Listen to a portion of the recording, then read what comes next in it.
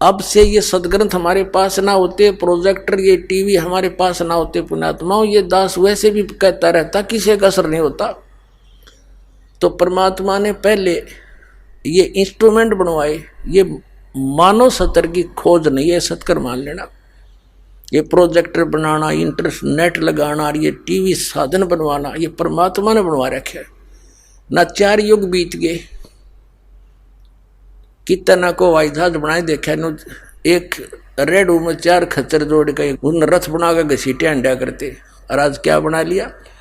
तो परमात्मा ने यह मेहर करी आपके ऊपर, क्या भगवान को पहचान लोगे। 4 युग हो गया, उस परमात्मा ने इंतजार करते ने, इस पीक टाइम की, इस प्राइम टाइम की।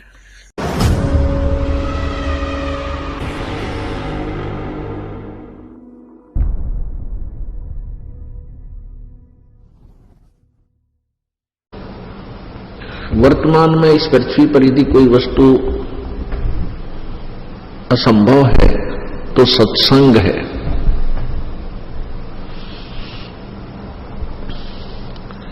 क्योंकि इस कलयुग में आधुनिक इंस्ट्रूमेंट, भौतिक सुखों की बहुत सी बौछार इस साइंस के माध्यम से हो चुकी है, जो भगवान से दूर करने वाली है। इसका सारा कारण आपका धीरे धीरे समझ में आएगा कि युग कलयुग क्यों रचा, कलयुग के अंदर काल ने ऐसा क्यों सिस्टम पैदा किया। ये वो पीक टाइम है, ये वो स्वर्ण अवसर है कि मानव अब भक्ति करके सतलोक चला जाएगा।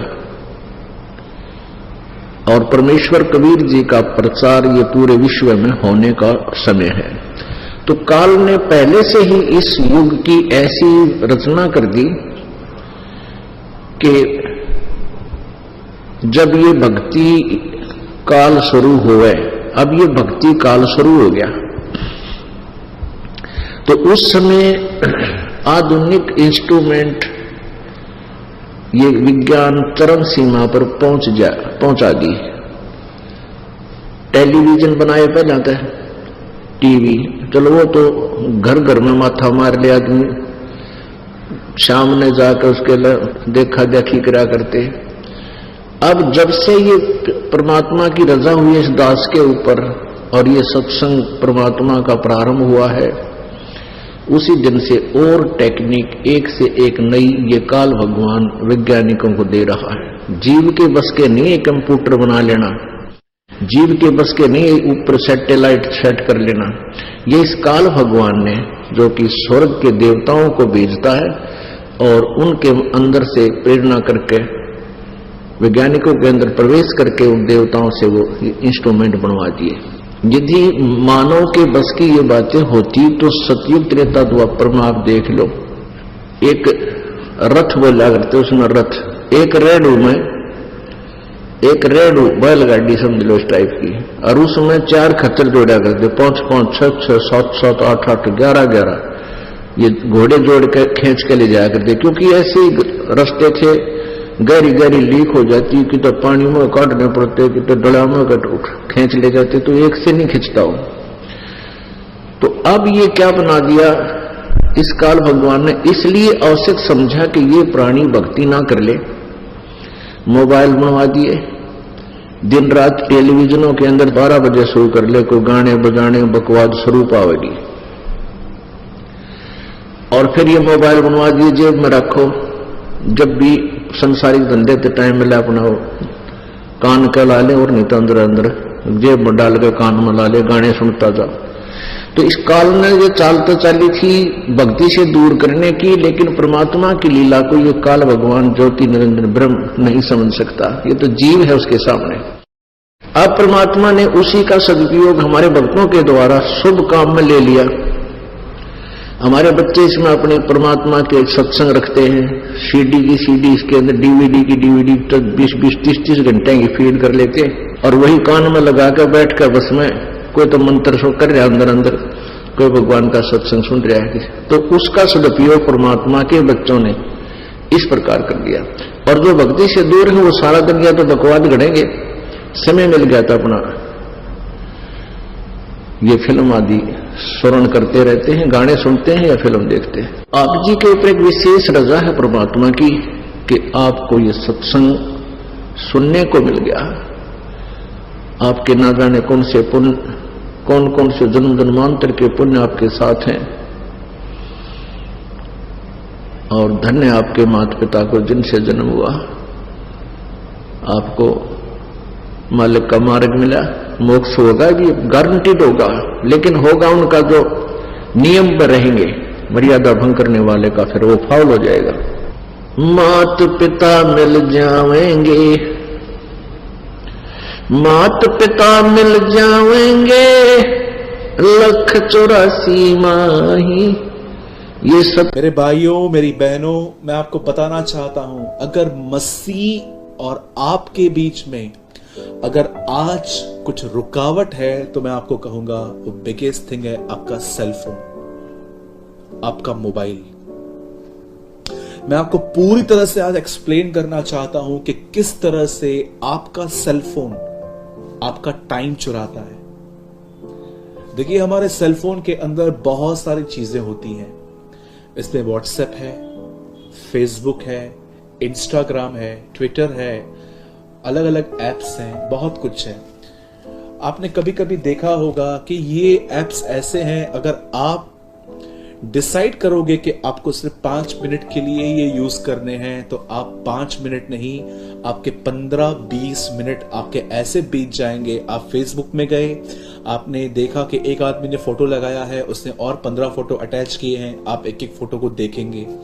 अगर आप व्हाट्सएप पे जाएंगे तो आप देखेंगे कि वहां पर ग्रुप्स बने हुए हैं, लोग वहां पर जाते हैं, इंस्टाग्राम पे फोटोज ट्वीट करते रहते हैं। मैं आपको ये बोलना चाहता हूं कि ये चीजें गलत नहीं है, मैं ये सब इस्तेमाल करता हूं। मैं आज भी जानता हूं, मैं इंस्टाग्राम पे परमेश्वर का वचन शेयर करता हूं, फेसबुक पे मैं वर्ड शेयर करता हूं, यूट्यूब पे करता हूं, पर मैं आपको ये बताना चाहता हूं इन चीजों को यूज करना गलत नहीं है। पर कहीं ऐसा तो नहीं है कि आप इन चीजों से इतने ज्यादा एडिक्ट हो चुके हैं, इतने जुड़ चुके हैं कि आपको जब काम नहीं भी होता है तो भी इसे उठाकर पुरानी बातें देखते रहते हैं, स्क्रॉल करते रहते हैं कि देखो किसने क्या किया।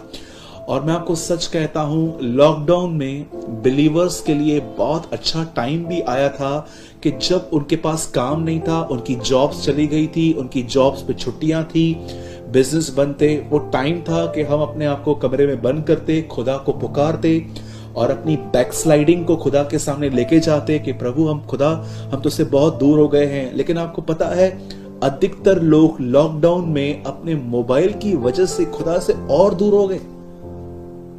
कई सारे लोग अधिक खाने पीने लग गए, कई सारे लोग बहुत सोने लग गए, पर जानते हो अधिकतर लोग जो हैं वो अपने मोबाइल की वजह से खुदावन से बहुत दूर हो गए।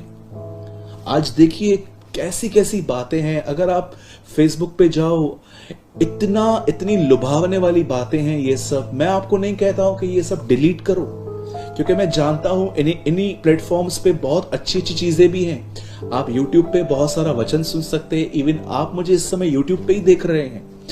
फेसबुक पे भी आप बहुत सारे परमेश्वर के लोगों का वचन सुन सकते हैं, इंस्टाग्राम पे भी आप बहुत सारे कोट्स पढ़ सकते हैं।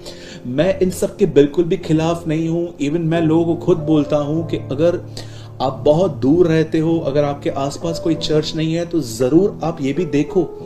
मैं बिल्कुल भी इसके खिलाफ नहीं हूं। बहुत सारे अच्छे अच्छे पेजेस हैं फेसबुक पे, बहुत सारे अच्छी अच्छी बातें हैं फेसबुक पे परमेश्वर के। मैं ऐसे लोगों को जानता हूं जो वचन शेयर करते हैं, सीरियसली वर्ड शेयर करते हैं, व्हाट्सएप पे शेयर करते हैं। मैं इनके खिलाफ नहीं हूं, पर मैं ये आपको बताना चाहता हूं कि जब आप फ्री रहते हो, जब आपके पास समय होता है, तो क्या आप ऐसा तो नहीं करते हो कि आपको कुछ भी काम नहीं है, न इस पे कोई कॉल आया है, न कोई मैसेज आया है, पर आप इसमें जाते हैं और आप वही बातें देखते रहते हैं। देखूं किसने क्या अपलोड किया है, देखूं ये क्या कर रहा है, देखूं वो क्या कर रहा है। कई सारे जो लोग होते हैं उनके पास उनके सेलफोन में उनका कोई काम भी नहीं रहता, फिर भी उसको उठा के घंटों भर वो बैठे रहते हैं, सिर्फ ये देखते रहते हैं कि दूसरे क्या कर रहे हैं। और आपको पता है, यही एक कारण है कि आप परमेश्वर के प्रति ठंडे पड़ रहे हैं, आपके फोन के वजह से। मेरे भाइयों, मेरी बहनों, इस बात को याद रखिए, शैतान के बाइबल में 2 नाम बहुत ज्यादा विश्वासियों को जानने चाहिए।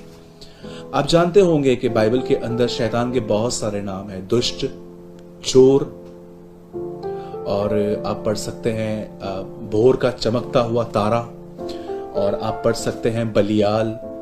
ऐसे बहुत सारे नाम हैं, लेकिन जो 2 नाम है ना, जो बहुत इंपॉर्टेंट है जानना, वो है सांप और शेर।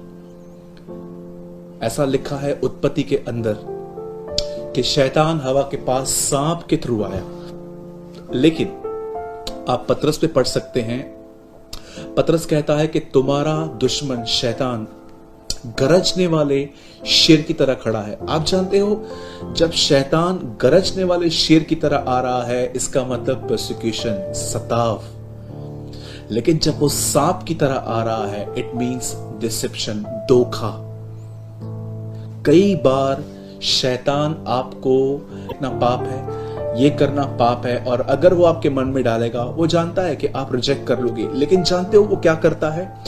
वो आपको सबसे पहले अब पाप में नहीं गिराना चाहता, वो सबसे पहले आपका माइंड खुदा से डाइवर्ट करके आपके सेल फोन में डालना चाहता है, और वो देखता है कि ये चीजें इनको इतनी भाएं, ये चीजें आपको इतनी सूट करें कि आप इनको देखते देखते देखते ठंडे हो जाओ, आपको दुनिया लुभाने वाली चीजों की तरफ आप ठंडे हो जाओ, और उसके बाद उसको पता है ये होने के बाद इनका प्रेयर लाइफ डाउन हो जाएगा, इनकी बाइबल स्टडी डाउन हो जाएगी, इनकी फास्टिंग खत्म हो जाएगी। आपको मैं बताना चाहता हूं, कई सारे लोग YouTube पे होल डे डिशेस देखते रहते हैं और उनको पता भी नहीं है कि उनके अंदर खाने की लस्ट आ गई है। मेरे भाइयों, मेरी बहनों, शैतान कई बार आपके पास सांप की तरह आता है, जैसे उसने हवा को बहकाया ये कह कर के फल अच्छा है खाने के लिए। कई बार वो आपको कहेगा फ्री बैठे हो, इससे अच्छा ये यूज करो, देखो बैठ के, और देखो आहिस्ते आहिस्ते हम ठंडे हो जाते हैं। हम देखते रहते हैं कि किसने क्या अपलोड किया, कौन सी शॉपिंग करनी चाहिए, कौन से कपड़े आए हैं, कौन से मेकअप्स आए हुए हैं, कौन सा फैशन आया हुआ है, कौन से इलेक्ट्रॉनिक सामान आए हुए हैं, कौन सा सेलफोन आने वाला है। ये सब देख देख के हम ठंडे हो जाते हैं, और उसके बाद देखिए हमारा ओल्ड नेचर, हमारा पुराना स्वभाव वापस लौट आता है। मैं आप में से हर एक को कहना चाहता हूं, मेरे भाइयों, मेरी बहनों, मैं सेलफोन के बिल्कुल अगेंस्ट में नहीं हूं, ना ही मैं उसमें डाउनलोड किए हुए किसी भी ऐप के खिलाफ हूं, पर मैं सिर्फ इस बात के खिलाफ हूं कि कहीं आपने अपने मोबाइल को परमेश्वर का स्थान तो नहीं दे दिया।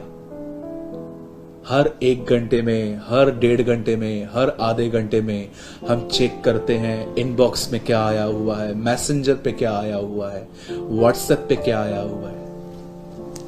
ये भी तो एक इनबॉक्स है। क्या इसमें देखते हैं कि खुदा ने आपके लिए क्या रखा है? मैं कोई प्रॉफिट नहीं हूं कि मुझे आपकी गलतियां पवित्र आत्मा बताता है, पर मैं वही हूं जैसे आप थे या आप हैं। मैं भी अपना बहुत सारा समय लोगों की बातों को देखने में व्यतीत करता था, लेकिन एक टाइम ऐसा आया, मुझे पता चला कि ये चीजें मुझे ठंडा कर रही हैं। तब परमेश्वर ने मुझे स्लोली डिसिप्लिन सिखाया, और अब भी सिखा रहा है। मेरे भाइयों, मेरी बहनों, मैं आपको फिर से कहना चाहता हूं, आप अपना सेलफोन यूज कर सकते हैं, आपके पास जितने ऐप्स हैं आप वो भी यूज कर सकते हैं, पर क्या आपने ये बात चेक की है कि आप अपना कितना समय इन चीजों को देते हैं, और ये चीजें आपको ठंडा कर रही हैं? जब आप सुबह उठते हैं तो आपको पहले ये नहीं देखना है कि किसने गुड मॉर्निंग कहा है, किसने गुड नाइट कहा है। आपको सबसे पहले उठना है और उसे ताकना है, उसके चेहरे की ओर देखना है, उसे ढूंढना है कि खुदा तू आ रहा है मुझे लेने के लिए, मैं तेरी वही कुंवारी दुल्हन हूं जिसके लिए तू आ रहा है। मुझे तैयार कर, मुझे रेडी कर प्रभु, ताकि जब तू आए मुझे ले जाए। मेरे भाइयों, मेरी बहनों, ब्लेसेड होप, जो एक धन्य आशा है हमारी कि मसीह हमें लेने के लिए आ रहा है, उसके लिए तैयार हो जाइए। जब भी आपको किसको कॉल करना है, किसी को मैसेज करना है, कुछ अपलोड करना है, तब आप अपने फोन को उठाइए। या आपको जब आपने कोई ऐसा पेज लाइक करके रखा है या कोई आईडी है जहां पर आप रोज वचन पढ़ते हो, अगर आप वहां जा रहे हो बहुत अच्छी बात है, लेकिन एक एक करके हर एक की जिंदगी को जांचना, अपना खाली समय सिर्फ इन चीजों में बिताना, अपना समय बर्बाद करना है। और मैं आपको बताना चाहता हूं, यह सिर्फ संसार है जो आपको आकर्षित करेगा। आपको पता है, हमारे प्रेयर टावर पे इतने कॉल्स आते हैं, अब प्रभु के अनुग्रह से बंद हो गए हैं। इतने कॉल्स आते थे और उसमें बोला जाता है कि हमारे बच्चे सारा दिन पबजी गेम खेलते हैं, प्लीज उनके लिए प्रेयर कीजिए। इतने सारे बच्चे हैं जो मैं आपको बताना चाहता हूं, मुझे बीच में कटिए। और मैं आपको सच कहता हूं, कई सारे लोग तो आप देखेंगे अपने ऐसे फोटोज अपलोड करते हैं कि दूर से देखकर ही पता चल जाता है कि ये मसीह नहीं हो सकते। परमेश्वर ने अगर आपको मोबाइल दिया है, एप्स दिए हैं, तो मैं आपको बताना चाहता हूं, इनके द्वारा उसके वचन को फैलाइए। प्रभु मेरा गवाह है, मैंने हमेशा इन चीजों के द्वारा परमेश्वर को आदर दिया है, मैंने वचन शेयर किया है। मैं आपको भी एडवाइस दूंगा, जो आप पढ़ते हैं वो आप दूसरों से शेयर कीजिए, आर्टिकल टाइप कीजिए, लिखिए, अपलोड कीजिए, ताकि आपकी फ्रेंड लिस्ट में जो लोग हैं उन्हें सुसमाचार मिले, उन्हें शिक्षा मिल सके। इस तरह लिखिए कि बच्चे भी आपकी बातों को समझ पाए। मैं फिर से कहता हूं, अगर आप सच में ऑनेस्ट हैं, अगर ईमानदार हैं, तो आप आज के वीडियो को देखने के बाद जरूर एक कमेंट करेंगे कि यस ब्रदर, आप सही हो और मैं आपसे 100% एग्री हूं। अगर आप सच में, आपकी स्पिरिट ईमानदार है, ठीक है, जिनकी नहीं है वो शायद न लिखें। और अगर ऐसा भी नहीं है कि जो नहीं लिखते हैं वो डिसएग्री हैं, कई सारे लोग कमेंट नहीं कर पाते हैं बेचारे, लेकिन अगर आप कमेंट करना जानते हैं तो आप जरूर आज ये बात लिखिए कि yes brother, I am agree with you, कि हाँ, मैं चाहता हूं कि आज के मेरे वीडियो को देखकर ही नहीं, आपके कमेंट्स को देखकर भी लोग जागृत हों कि यस, ये बहन जो बोल रही है ये एग्री है, ये भाई जो बोल रहा है ये एग्री है। आप जानते हैं बहुत जल्द क्या होगा? मैं हमेशा कहता हूं बहुत जल्द, पता नहीं दिन बाकी हैं, मंथ्स बाकी हैं कि ईयर्स बाकी हैं, हम नहीं जानते हैं, लेकिन मैं जानता हूं ये बहुत जल्द होने वाला है। मैं आपको बताना चाहता हूं, बहुत जल्द हम रास्तों से उठा लिए जाएंगे, हम बस में से उठा लिए जाएंगे, हम कार में से उठा लिए जाएंगे, हम प्लेन में से उठा लिए जाएंगे। जैसे बहुत जल्दी एक न्यूज़ फैलेगी कि वह अपने लोगों को ले गया। मैं आपको फिर से कहता हूं, ये बिलीव मत कीजिए कि प्रभु के आने में मंथ्स हैं, ये बिलीव मत कीजिए कि यीशु के आने में साल हैं। ये बिलीव करना सीखिए। मैं भी सीख रहा हूं कि मसीह आज ही हमें लेने के लिए आएगा।